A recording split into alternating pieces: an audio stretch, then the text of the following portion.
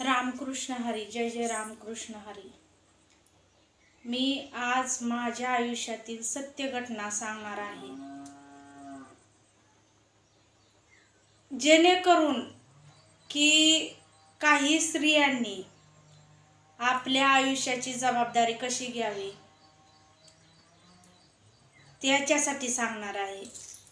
तर माझं नाव द्वारकाबाई रंबाजी शिंदे, राहणार मांडकी, तालुका पुरंदर, जिल्हा पुणे. मी लग्नाच्या आधी, माझे वडील शिक्षक होते. लग्नाच्या आधी माझ्या गळ्यात पांडुरंगाची माळ होती आणि माझ्या वडिलांनी मला ग्रंथ दिले होते वाचण्यासाठी. ग्रंथ हे माझ्या कपाटामध्ये ग्रंथ आहेत. हे सर्व ग्रंथच आहेत. हे दिसत आहेत ना, ते सर्व ग्रंथ आहेत इथनं वर. तर आहे ना, माझ्या वडिलांनी ते मला सांगितलेलं की माझ्या आजी आजोबांनी, म्हणजे माझ्या वडिलांच्या आई वडिलांनी तीर्थयात्रेला गेले होते. अजून ती पुस्तकं आहेत जी माझ्या वडिलांना माझ्या आजी आजोबांनी दिलते. तर आहे ना, माझ्या आजी आजोबांनी तिकडं तीर्थयात्रेला गेल्यावर ग्रंथ खरेदी केले आणि इकडं रात्री माझ्या वडिलांना स्वप्न पडलं. तिकडं ग्रंथ खरेदी केलं आणि इकडं स्वप्न पडलं. स्वप्न काय पडलं की स्वप्नात त्यांचे आई वडील त्यांच्या समोर आले आणि ते ग्रंथ त्यांच्या हातात देत असताना त्यांना सांगितलं, हा धर खाऊचा पुडा, हा धर खाऊचा पुडा. नंतर मी ज्यावेळेस वाचायला लागले, साधारण 7वी 8वीला गेले होते, माझ्या वडिलांनी मला तो खाऊच्या पुड्यातला सोमनाथ महात्म्य ग्रंथ आणि ते सर्व ग्रंथ माझ्या स्वाधीन केले की तू ह्याचा सांभाळ करू शकशील. आपल्या घरातील योग्य व्यक्ती आपले आई वडील ओळखत असतात आणि माझ्या वडिलांनी मला ओळखलं की हीच ह्या ग्रंथाचं सांभाळ करू शकेल. आणि अजूनही माझ्या वडिलांचे ग्रंथ संपदा माझ्याकडे आहे. भलेही पैसा जमीन माझ्या भावाकडे दिली असेल किंवा काय, परंतु माझ्या जे वडिलांचे ग्रंथ संपदा आहे ती संपूर्ण माझ्याकडे आणि मी ते सांभाळलेली आहेत. आता त्यातून मला अभ्यास करून कीर्तनकार व्हायचं होतं, परंतु तशी मला साथ मिळालेली नाही. ते आता माझं नशीब समजते. पण नंतर ना मी आमच्या घरामध्ये थोरली, सर्वात मोठी. आता ज्यावेळेस माझं 12वी शिक्षण झालं त्यावेळेस माझ्या जोडीच्या मुलींचे लग्न व्हायला लागली पटापट पटापट. आणि मग माझ्या वडिलांना बी मांडकी गावामध्ये शिकवायला शिक्षक असल्यामुळे माझ्या वडिलांना म्हणले, गुरुजी तुमच्या मुलीचं लग्न कधी करायचं? पुरी तर दोन्ही एकसारख्या दिसतात, माझी बहीण आणि मी दोन्ही एकसारखे, थोरली धाकटी ओळखीतच येणार नाही, पण मी मोठी आहे. तर आहे ना, वडिलांना टेन्शन यायला लागलं. भाऊ म्हणला, तात्या मी दुसऱ्याच्या ट्रॅक्टरवर काम करतो, मला गाडी घेऊन द्या. वडील म्हणलं, थांब बाबा, पुरींचे लग्न आले तोंडावर. आणि एवढं टेन्शन यायचं की मला म्हणायचं तू जाग एका दिवशी 2-2, 3-3 यायचं. पण वडिलांना पसंत झालं तर आईला पसंत नाही, आईला पसंत झालं तर वडिलांना नाही, आणि दोघांना पसंत नाही तर मी म्हणायचे मला लग्नच करायचं नाही. कारण वडिलांना पैशाचं टेन्शन यायचं आणि पैशाचं टेन्शन आल्यामुळं मी काय म्हणायची, काय करायचं लग्न करून, मला नाही करायचं. तसं तर वाटायचं की लग्न करावं, पण तरी बी असं वाटायचं नको, काय करायचं या. आणि मग वडिलांना कधी कधी टेन्शन आलं, म्हणजे भावाने म्हणजे गाडी मागितली 4 चाकी. आम्ही दोघी लग्नाला आलेलो. गावातली माणसं डिवचायची की गुरुजी तुमचा पोरगा लोकांच्या ट्रॅक्टरवर 50-60 रुपये हजेरीत काम करतो या. म्हणजे 10-12 वर्षापूर्वीची गोष्ट आहे ही. तर आहे ना, लोकांच्या ट्रॅक्टरवर 50-60 रुपयांनी काम करतो या. मग तुम्ही स्वतःची गाडी काढून दिली तर पोरगा तुमचा चांगला व्हायचा. तसं तर माझ्या वडिलांना माझ्या थोरल्या भावाला शिकवून पोलीस भरतीत किंवा मिलिटरी भरतीत पाठवायचा होता, कारण तो तसा तब्येतीने होता. तर आहे ना, परंतु नाही जमलं. तर मग माणसं काय म्हणायला लागली, आता गुरुजी एक काम करा, तुम्हाला काय पैसा खर्च वाटाना, पुरींची लग्न करू वाटाना, असं करा, पुरी मागं राहू द्या आणि पोराचंच उरकून घ्या. पुरी राहू द्या मागं, पोराचंच उरकून घ्या. वडिलांना लय टेन्शन यायचं. आमचं वडील म्हणायचं, तुम्हाला जागा तरी कसली पाहिजे, नवरा तरी कसला पाहिजे. असं करा, तुम्हाला जो पसंत पडेल ना त्याचा हात धरा आणि पळून जा. असं म्हणलं मला लय राग यायचा. मला पळून जा म्हणता, मला पळून जा म्हणता. मी काय पळून जाणार यातली आहे का? म्हणजे माझ्या वडिलांचं 4 माणसात नाक खाली घालून देणार यातली आहे का? तुम्ही मला असं कसं म्हणता की पळून जा पळून जा. मला लय खटकायचं. मग एक दिवस माझ्या वडिलांना रागवायचा ग, मी म्हणलेच. ते लांब होते, मी इकडं लांब खाली होती. जवळनं कुठली म्हणतीये, जवळनं मी माझ्या वडिलांना लय द्यायची. चळा चळा कापायची वडिलांपुढं. जास्त बोलत नव्हती मी, एवढे टमाटा बोलती, पण वडिलांपुढं राग आल्यावर मात्र बोलायची वडिलांना. आणि मग मला एक दिवस म्हणलं, भावांनो तुमच्या लग्नाला कुठनं पैसे आणायचं, हे असं करा, हात धरून पळून जा. मग मी म्हणलं, लांब तुटाक उभी होती, म्हणलं तुम्हाला कोणी केलं मास्तर? मला म्हणलं, भावाने मला उलट बोलते, इकडे तुला सांगतो कोणी मास्तर केलं, इकडे इकडे, लांब न काय बोलती, जवळ ये जवळ ये. मला म्हणलं, तुझ्या आईच्या नवऱ्याने केलं, इकडे. मग कालची नाही आली आणि मला उलट बोलती. आमच्या एकदा मी 10वी 12वी झालेली असताना आमच्या वडिलांना राग यायचा. आईनं काय उलट पालट बोलल्यावर राग यायचा. आता आई होती आतल्या घरात, तर वडील होतं बाहेरच्या घरात. आणि अशीच आई उलट पालट बोलली, वडील राग आणि उठून आलं तिला तडाखा द्यायला. मी लगेच दरवाज्यात झाली, कारण मी आता शहाणी झाली होती, कळीत झाली होती. लगेच दरवाज्यात झाली आणि लय मला रडायला आलं. मग आहे ना म्हणलं, तात्या आजवर आमच्या आईला तुम्ही मारले, आता नाही मारायचं. गप गप बाप आमचा जाग्यावर बसला. शिक्षक होता, गप वडील जाग्यावर बसलं. माझा भाऊ बहीण आम्ही तिन्ही एकसारखे दिसायचो. जो माझा देवाघरी गेलेला ओमनीत गाडी, त्याला टेन्शन होतं. तसं म्हणायला गेलं तर तो निर्व्यसनी होता, त्याला कसलंही सुपारीच्या खांडाचं सुद्धा व्यसन नव्हतं. परंतु त्याच्या दैवानी ओढ घेतली, पंढरपूरला ट्रिप गेली. त्या ट्रिपमध्ये ॲक्सिडेंट झाला, तो खलास झाला. समोर ट्रॅक्टरला काहीतरी 2 का 3 टायल्या ऊसाच्या जोडलेल्या होत्या. तो ट्रॅक्टरवाला उताराने अंगावर आला, तो इकडे येत होता, काही कळलंच नाही. आणि त्याच्यामध्ये तो गेला. त्याच्याबरोबर एक माळकरीण बिचारी 40 वर्ष झालं लग्न केलं नव्हतं, अशा ताई पण गेल्या. पण मला एक सांगायचं होतं की त्यानंतर माझ्या वडिलांना टेन्शन आलं. टेन्शनच्या भरात आहे ना दुखावट्यात जाग यायचं बंद झालं. जे जागा आम्हाला एका दिवशी 2-2, 3-3 यायचं, ते जाग यायचं बंद झालं.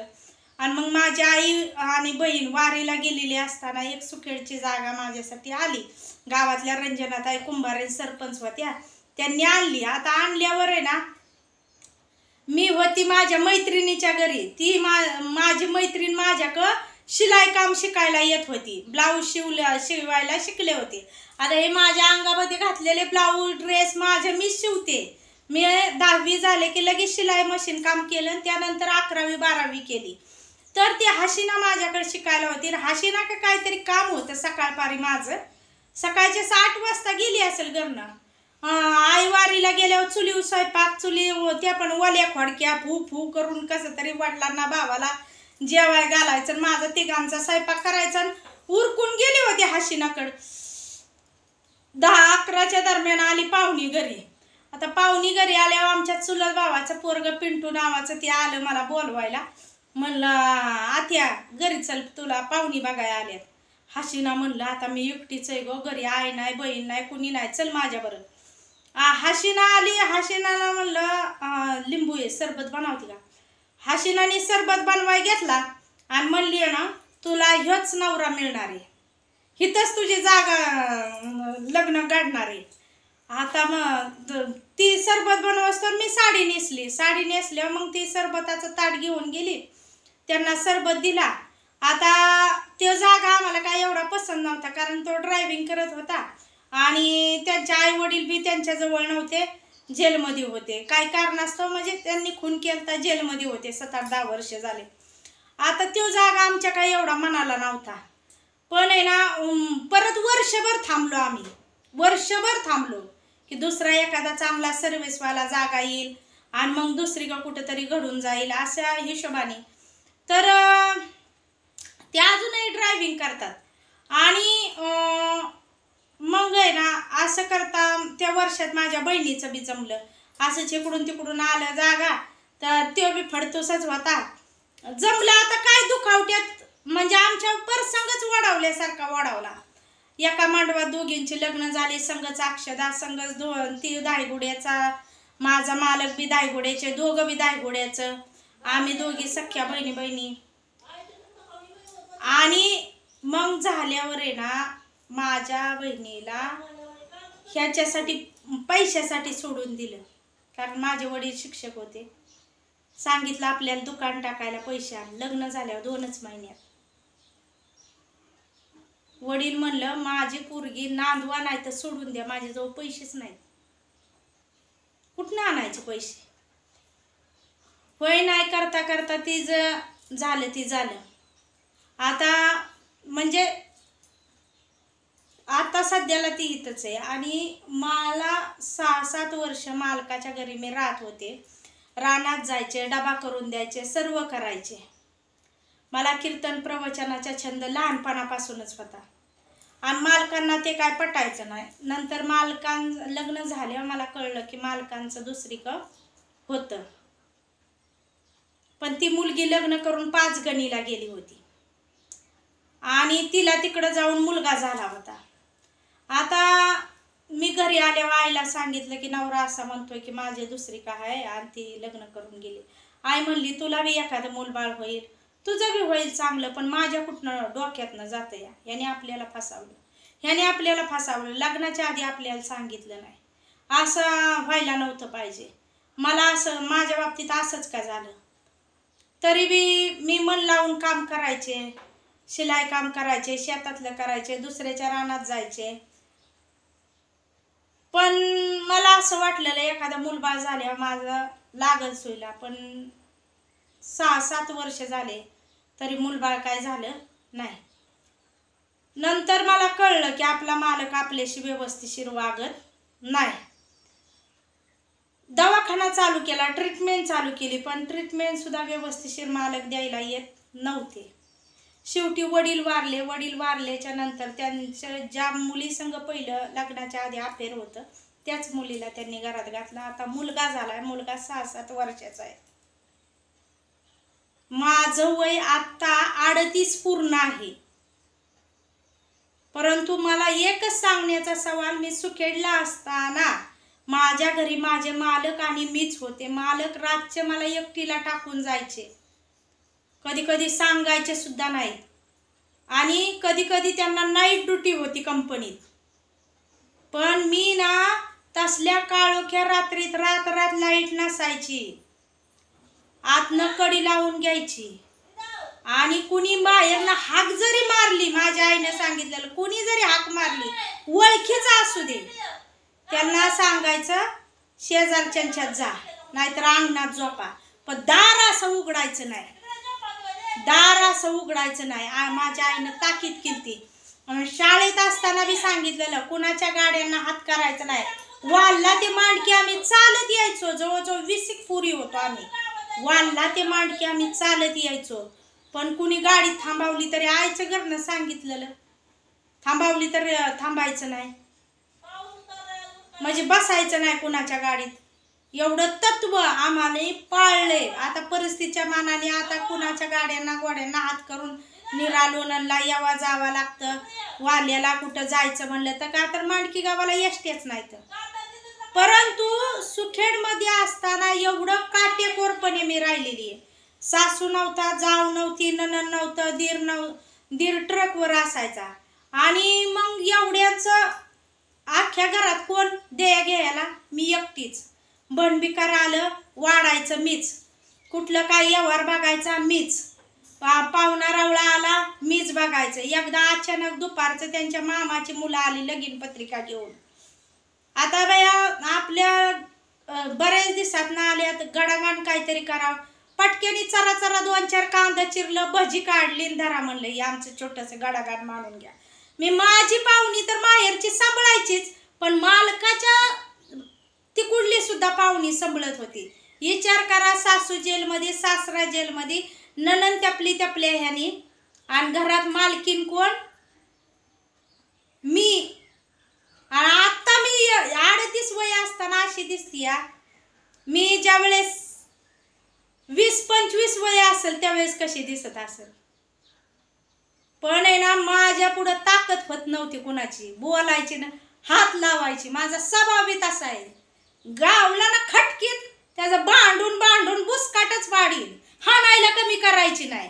आणि असंच पुरींनी असलं पाहिजे, प्रत्येक मुलीने असं असलं पाहिजे. काय कोण तुमच्या वाट जातं या.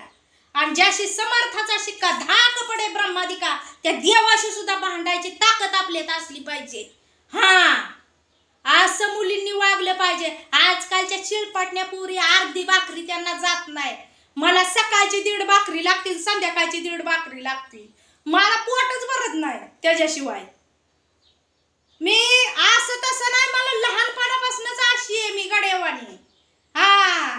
एखाद्या समोर लय त्रास दिला ना, त्याला कान फडाय कमी करत नाही. माझ्या हाताखालनं गेलं नाही असं एक माणूस नसेल, वडील माझं सोडलं तर. खरं सांगते. आणि वडिलांनी कंजूशी केली ना माझ्या लग्नाला, अगदी गरीबावानी लग्न लावून दिलं. पैसा असताना माझ्या वडिलांचं दवाखान्यात पैसे गेलं. दवाखान्यात सामान्य गोष्ट समजू नका. माझ्या कुणी नाद बी करत नाही, वाट बी जात नाही. आणि वाटत जाणाराच मी नाही जिरावलं तर माझा देव जिरावतो. एवढं मी तुम्हाला सांगते. म्हणून असं असलं पाहिजे मुलींनी. आणि मग माझ्या मालकानी त्या आत्ताबाई त्या घरी नांदती, आणि मी ह्या घरी आज मालकानी सोडून दिलेलं 8-9 वर्ष होत आली, पण कुठल्या भाड्याच्या तोंडाकडे नाही. आणि जर बघितलं असलं ना त्यांनी माझ्या समोर येऊन कबूल करायचं, काय नाही तू माझा हात धरलास आणि वागलीस म्हणून, तरुटच काढील. ज्याला करायचंय त्यांनी बिंदास मागणी घालायची, लग्न करायचं. मला पसंत पडलं तर मी करीन, नाही तर माझा देव बाला आणि मी बली. लागत नाही कुणी.